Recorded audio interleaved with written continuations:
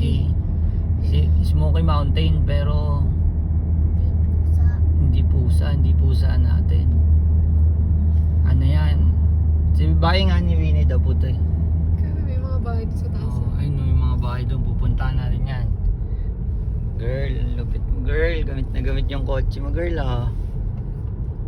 May mga motor di ba? Pwede tumambay doon girl. Tayo siya. Alright. Di ba? Akit tayo doon.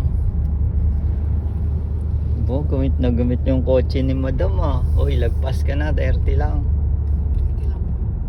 30 lang. Pa-S nga yan eh.